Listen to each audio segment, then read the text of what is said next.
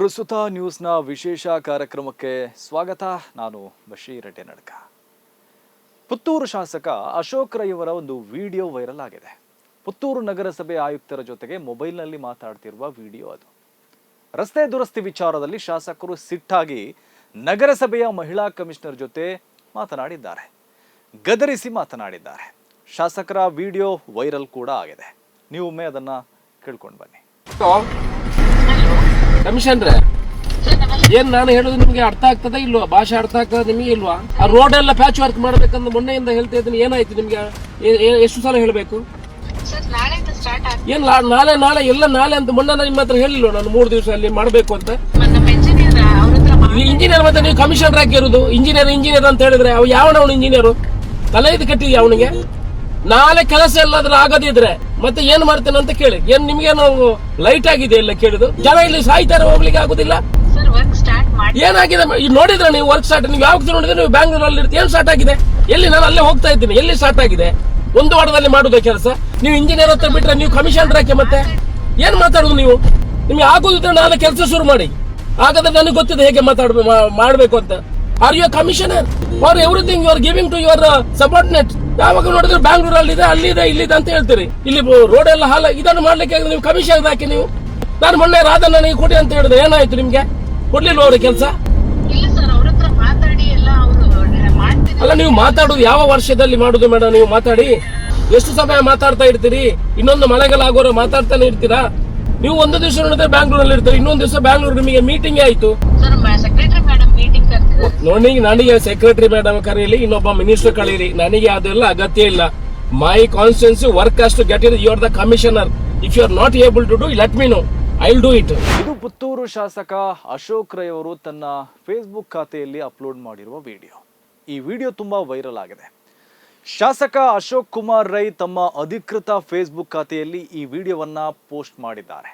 ಅಂದ್ರೆ ಇದು ವೈರಲ್ ಆಗಬೇಕು ಅನ್ನೋ ಉದ್ದೇಶದಿಂದಲೇ ಅವರು ಅಪ್ಲೋಡ್ ಮಾಡಿರಬಹುದು ಅಂತ ಅನ್ಸುತ್ತೆ. ಇದರಿಂದ ತನಗೆ ಮೈಲೇಜ್ ಸಿಗಬೇಕು, ಕ್ಷೇತ್ರದ ಜನರ ಕಣ್ಣಲ್ಲಿ ತಾನು ಹೀರೋ ಆಗಬೇಕು ಅನ್ನೋ ಸ್ವಹಿತಾಸಕ್ತಿಯು ಅವರಲ್ಲಿರ್ಬೋದು ಅಂತ ಅನ್ಸುತ್ತೆ. ಅದೇ ಉದ್ದೇಶದಿಂದಲೇ ಈ ವಿಡಿಯೋ ಅಪ್ಲೋಡ್ ಮಾಡಿರಲೂಬಹುದು. ಅದೇನೇ ಇರಲಿ, ಈಗ ನಾವು ಶಾಸಕರ ಈ ನಡೆ ಎಷ್ಟು ಸರಿ ಎಷ್ಟು ತಪ್ಪು ಅನ್ನೋದನ್ನ ವಿಮರ್ಶೆ ಮಾಡಬೇಕಾಗಿದೆ. ಯಾಕಂದ್ರೆ ಈ ವೈರಲ್ ವಿಡಿಯೋ ಬಗ್ಗೆ ತುಂಬಾ ಪರ ವಿರೋಧ ಚರ್ಚೆ ನಡೀತಾ ಇದೆ. ಶಾಸಕರು ಅಧಿಕಾರಿಯನ್ನ ಗದರಿಸುವ ರೀತಿಯಲ್ಲಿ ಮಾತನಾಡಿರೋದು, ಅದು ಕೂಡ ಒಬ್ರು ಮಹಿಳಾ ಅಧಿಕಾರಿ ಜೊತೆ ಹೀಗೆ ದರ್ಪದಿಂದ ಮಾತನಾಡಿರೋದು ಮತ್ತು ಅದನ್ನ ಸಾರ್ವಜನಿಕಗೊಳಿಸಿರುವುದಕ್ಕೆ ಪರ ವಿರೋಧ ಅಭಿಪ್ರಾಯಗಳು ವ್ಯಕ್ತವಾಗಿದೆ. ಶಾಸಕರ ಈ ಪೋಸ್ಟ್ಗೆ ಅಲ್ಲೇ ಕಾಮೆಂಟ್ ಸೆಕ್ಷನ್ ನಲ್ಲಿ ತುಂಬಾ ಮಂದಿ ವಿರೋಧನೂ ಮಾಡಿದ್ದಾರೆ. ಹಾಗೆ ಒಂದಷ್ಟು ಮಂದಿ ಶಾಸಕರಿಗೆ ಬೆಂಬಲ ಕೊಟ್ಟಿದ್ದಾರೆ. ಇದೆಲ್ಲ ಪ್ರಚಾರದ ತಂತ್ರ, ಜನರ ಕಣ್ಣಿಗೆ ಮಣ್ಣಿರಚೋದು ಅಂತ ಕೆಲವರು ಹೇಳಿದರೆ, ಇಂಥ ಶಾಸಕರು ಇರಬೇಕು, ಅವರು ಮಾಡಿದ್ದು ಸರಿ ಅಂತ ಕಮೆಂಟ್ ಮಾಡಿದವರು ಕೂಡ ಇದ್ದಾರೆ. ಇದರಲ್ಲಿ ನಾವು ಸರಿ ತಪ್ಪುಗಳನ್ನ ನೋಡಿದರೆ, ಶಾಸಕರಾದವರು ತನ್ನ ಕ್ಷೇತ್ರದ ಜನರ ಹಿತಾಸಕ್ತಿ ಇಟ್ಟುಕೊಂಡು ಅಧಿಕಾರಿಗಳನ್ನ ಗದರಿಸಿದರೆ ಅದೇನು ತಪ್ಪು ಅಂತ ಅನ್ಸಲ್ಲ. ಆದರೆ ಅದನ್ನ ವಿಡಿಯೋ ಮಾಡಿ ವೈರಲ್ ಮಾಡೋದನ್ನ ಸರಿ ಅನ್ನೋಕ್ಕಾಗಲ್ಲ. ಇದು ಶಾಸಕರಿಗೆ ಗೊತ್ತಾಗದಂತೆ ಯಾರೋ ಸಾರ್ವಜನಿಕರು ರೆಕಾರ್ಡ್ ಮಾಡಿ ಬಿಟ್ಟಿರುವ ವಿಡಿಯೋ ಅಲ್ಲ, ಪಬ್ಲಿಕ್ ಪ್ಲೇಸ್ ಅಲ್ಲಿ ನಡೆದಿರುವ ಘಟನೆಯೂ ಅಲ್ಲ. ಸಾರ್ವಜನಿಕರು ಯಾರು ಅದನ್ನ ರೆಕಾರ್ಡ್ ಮಾಡಿ ವೈರಲ್ ಮಾಡಿಯೂ ಇಲ್ಲ.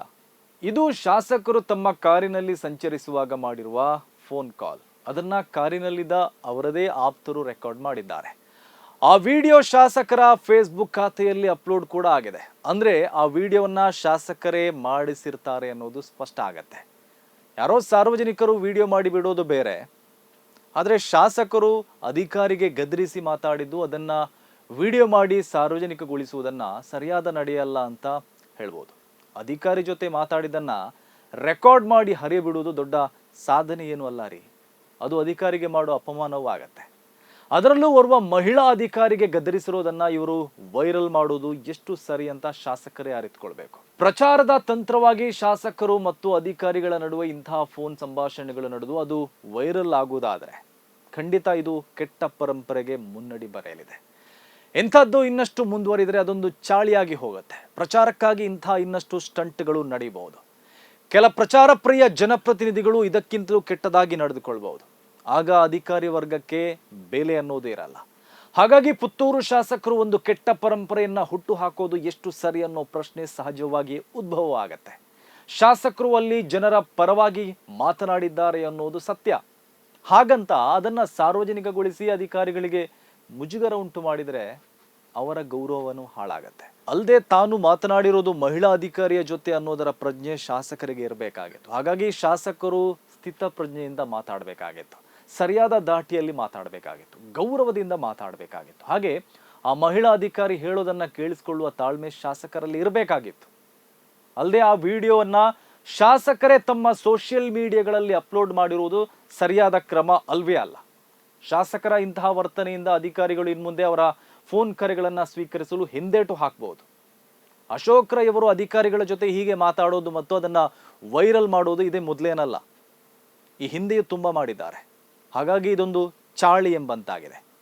ಅದೇ ಕಾರಣಕ್ಕೆ ಶಾಸಕರ ಈ ನಡೆಯನ್ನ ಹೆಚ್ಚಿನ ಜನರು ಟೀಕೆ ಮಾಡ್ತಾ ಇದ್ದಾರೆ. ಪೊಲಿಟಿಕಲ್ ಸ್ಟಂಟ್ ಅಂತ ಹೇಳ್ತಾ ಇದ್ದಾರೆ, ಪ್ರಚಾರದ ತೆವಲು ಅಂತ ಹೇಳ್ತಾ ಇದ್ದಾರೆ. ಅಧಿಕಾರಿಗಳು ತಪ್ಪು ಮಾಡ್ತಾರಾ, ಅವರ ಮೇಲೆ ಕ್ರಮ ಕೈಗೊಳ್ಳಲಿ, ಅದಕ್ಕೆ ಯಾರ ವಿರೋಧವೂ ಇಲ್ಲ. ಅದನ್ನ ಮಾಡೋದು ಬಿಟ್ಟು ಬರೀ ಫೋನ್ ಕಾಲ್ನಲ್ಲಿ ಸ್ಟಂಟ್ ಮಾಡಿದರೆ ಏನು ಪ್ರಯೋಜನ ಹೇಳಿ? ಸರಿಯಾದ ಕ್ರಮಗಳನ್ನು ತೆಗೆದುಕೊಳ್ಳುವ ಬದಲು ಬರೀ ಫೋನ್ ಕಾಲ್ಗಳನ್ನೇ ರೆಕಾರ್ಡ್ ಮಾಡಿ ವೈರಲ್ ಮಾಡ್ತಾ ಇದ್ರೆ ಏನು ಪ್ರಯೋಜನ ಆಗಲ್ಲ ಅಶೋಕ್ ರೈ ಅವರೇ. ಇನ್ನು ಶಾಸಕರು ಆ ಥರ ಮಾತಾಡ್ತಾರೆ ಅಂತ ಅಧಿಕಾರಿಗಳು ಕೂಡ ತಿರುಗಿ ಕೊಡೋಕೆ ಶುರು ಮಾಡಿದ್ರೆ ಏನಾಗ್ಬೋದು ಹೇಳಿ? ಅಂಥ ವಿಡಿಯೋಗಳು ವೈರಲ್ ಆದರೆ ಏನಾಗ್ಬೋದು? ಆಗ ಶಾಸಕರಿಗೆ ಮುಜುಗರ ಆಗತ್ತಲ್ವಾ, ಶಾಸಕರಿಗೆ ಅಪಮಾನ ಆಗತ್ತಲ್ವಾ? ಹಾಗೆ ಶಾಸಕರ ಅಂಥ ವಿಡಿಯೋಗಳಿಂದ ಅಧಿಕಾರಿಗಳಿಗೂ ಮುಜುಗರ ಆಗತ್ತೆ, ಅವರ ಸ್ಥಾನಮಾನಗಳಿಗೂ ಹಾನಿ ಆಗತ್ತೆ, ಅವರಿಗೂ ಅಪಮಾನ ಆಗತ್ತೆ. ಇದನ್ನ ಶಾಸಕರು ಅರ್ಥ ಮಾಡಿಕೊಳ್ಬೇಕು. ಘನತೆ ಮತ್ತು ಗೌರವ ಜನಪ್ರತಿನಿಧಿಗಳಿಗೆ ಮಾತ್ರ ಇರೋದಲ್ಲ, ಅಧಿಕಾರಿಗಳಿಗೂ ಕೂಡ ಘನತೆ ಗೌರವ ಅನ್ನೋದು ಇರುತ್ತೆ. ಅಧಿಕಾರಿಗಳು ಹೇಗೆ ಜನಪ್ರತಿನಿಧಿಗಳಿಗೆ ಗೌರವ ಕೊಟ್ಟು ಮಾತಾಡ್ತಾರೋ ಹಾಗೆ ಜನಪ್ರತಿನಿಧಿಗಳು ಕೂಡ ಅಧಿಕಾರಿಗಳಿಗೆ ಗೌರವ ಕೊಟ್ಟೆ ಮಾತಾಡಬೇಕಾಗತ್ತೆ. ಅದರಲ್ಲೂ ಮಹಿಳಾ ಅಧಿಕಾರಿಗಳ ಜೊತೆ ಮಾತಾಡುವಾಗ ಇನ್ನೂ ಹೆಚ್ಚಿನ ಗೌರವದಿಂದ ಮಾತಾಡಿಸ್ಬೇಕು. ಹಾಗೆ ಮಹಿಳಾ ಅಧಿಕಾರಿಗಳ ಜೊತೆ ಜನಪ್ರತಿನಿಧಿಗಳು ಘನತೆಯಿಂದ ನಡೆದುಕೊಳ್ಬೇಕು. ಆ ಜನಪ್ರತಿನಿಧಿ ಯಾರೇ ಆಗಿರಲಿ, ಪಂಚಾಯತ್ನಿಂದ ಹಿಡಿದು ಪ್ರಧಾನಮಂತ್ರಿ ತನಕ ಯಾರೇ ಆಗಿದ್ರೂ ಗೌರವ ಕೊಟ್ಟು ಗೌರವ ತಗೋಬೇಕಾಗತ್ತೆ. ಜನಪ್ರತಿನಿಧಿಗಳಿಗೆ ಮಾತ್ರ ಘನತೆ ಗೌರವ ಇರೋದಲ್ಲ, ಅದು ಪ್ರತಿಯೊಬ್ಬ ಮನುಷ್ಯನಿಗೂ ಇರುತ್ತೆ. ಇದು ಇವತ್ತಿನ ಪ್ರಸ್ತುತ ನ್ಯೂಸ್ ವಿಶೇಷ. ಸುದ್ದಿಗಳ ವಸ್ತುನಿಷ್ಠ ವಿಶ್ಲೇಷಣೆಗಾಗಿ ನೋಡ್ತಾ ಇರಿ ಪ್ರಸ್ತುತ ನ್ಯೂಸ್.